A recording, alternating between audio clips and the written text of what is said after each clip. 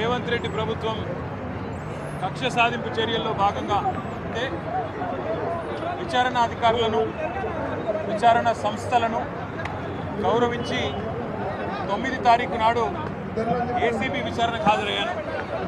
16 తారీఖు నాడు ACB case పెట్టింది కాబట్టి ఈడీ కూడా కేసు పెట్టి మరి వాళ్ళ విచారణకు పిలిస్తే ఈడీ విచారణకు కూడా హాజరయ్యాను.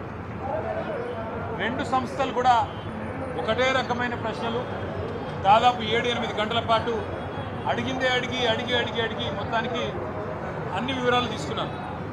2 సంస్థలకు కూడా నేను చెప్పింది ఏమంటే, మీరు ఎన్నిసార్లు పిలిచినా వస్తా, మీరు ఎన్ని ప్రశ్నలు అడిగినా సమాధానం చెప్తా, సంతృప్తికరంగా చెప్తా, పూర్తిగా విచారణకు సహకరిస్తాను. భారత రాజ్యాంగాన్ని, న్యాయ వ్యవస్థను, కోర్టులను గౌరవించే బిడ్డగా తప్పకుండా నా నిజాయితీని ప్రూవ్ చేసుకుంటాను, ఇన్వెస్టిగేషన్కు పూర్తిగా సహకరిస్తాను అనే మాట వారికి చెప్పడం జరిగింది. అయితే నాకు ఎక్కడ ఇబ్బంది అనిపిస్తున్నది అంటే, ఇంతమంది నాయకులు, ఇంతమంది పోలీసులు, ఇన్ని విచారణ సంస్థలు, ఇవాళ ఉదయం పేపర్లో కూడా చూసినా ఈ విచారణకి దాదాపుగా 5 నుంచి 10 కోట్ల రూపాయలు ఖర్చు అవుతుంది అని ఇవాళ ఉదయమే పేపర్లో చూసిన. అందుకే ముఖ్యమంత్రి రేవంత్ రెడ్డికి మాట చెప్పదలుచుకున్నాను.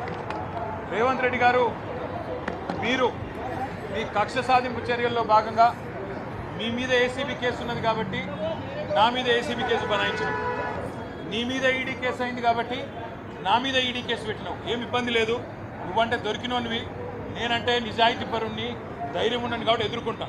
కానీ ఈ 5 కోట్లు 10 కోట్లు ప్రజాధనం ఏదైతే వృధా అవుతున్నదో ఆ 10 కోట్ల రూపాయలతో బ్రహ్మాండంగా ఇంకొక 500 మంది రైతులకు రుణమాఫీ చేయొచ్చు. ఆ 10 కోట్ల రూపాయలతో దాదాపు 2500 మంది పెద్ద మనుషులకు పెన్షన్లు ఇవ్వచ్చు. అందుకే రేవంత్ రెడ్డి గారికి నేను ఒక ఆఫర్ ఇస్తాను. రేవంత్ రెడ్డి గారు, నీకు నిజాయితీ ఉంటే, నీకు ధైర్యం ఉంటే ఒక పని చేద్దాం, నేను తయారుగా ఉన్నా, నువ్వు ముందుకు రా, జడ్జి గారు ముందు కూర్చుందాం. ఏసీబీ జడ్జి అయినా, హైకోర్టు న్యాయమూర్తి గారైనా, లేదా మీకు ఇష్టమైన న్యాయమూర్తి ఎవరి ముందైనా కూర్చుందాం.